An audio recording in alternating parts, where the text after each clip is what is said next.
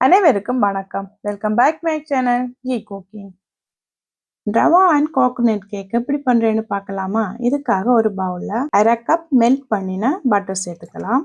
இது கூடவே 1/2 cup sugar சேர்த்து நல்லா பீட் பண்ணி எடுக்க போறோம்.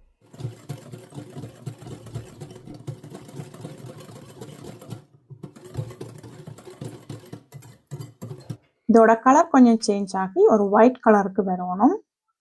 இப்போ இது கூடவே 2 எக் சேர்த்துட்டு அதையும் நல்லா பீட் பண்ணிக்கலாம்.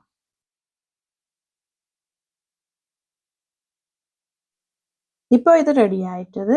இதில் 1 டீஸ்பூன் வெனிலா, நான் வெனிலா சுகர் சேர்த்துருக்கிறேன். அடுத்ததா தயிர் 1/2 கப்,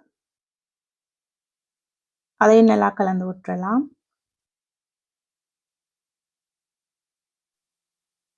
இதை நல்லா கலந்து விட்டது.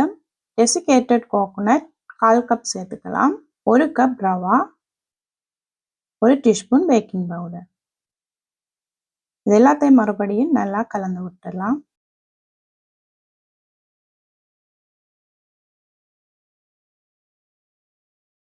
இப்போ இது நல்லா ரெடி ஆயிட்டது. இப்போ இதை ஒரு பேக்கிங் ட்ரேக்கு மாற்றி விடலாம். ஈவனா எல்லா இடமுமே ஸ்ப்ரெட் பண்ணி விட்டுட்டு இதுக்கு மேலால பாதாம் தோல் நீக்கிட்டு அதையும் அசம்பிள் பண்ணி வச்சிடலாம்.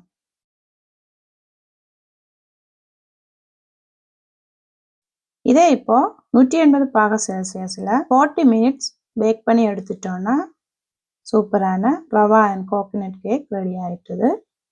அவன் முன்னுக்கே 10 மினிட்ஸ் ப்ரீஹீட் பண்ணி வச்சிருங்க. ஒவ்வொரு அவனும் ஒவ்வொரு மாதிரி இருக்கு.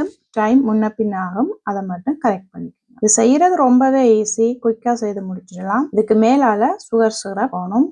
அதுக்காக 4 டேபிள் ஸ்பூன் சுகர்ல 1/2 கப் தண்ணி சேர்த்து சுகரை நல்லா கரைச்சிட்டு இதுக்கு மேலால ஈவனா ஊற்றி விடலாம்.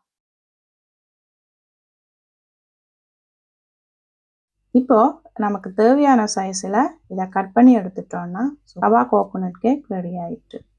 இதை நீங்களும் செய்து பாருங்க. எப்படி இருக்குன்னு உங்களோட கருத்துக்களை என்னோட ஷேர் பண்ணுங்க.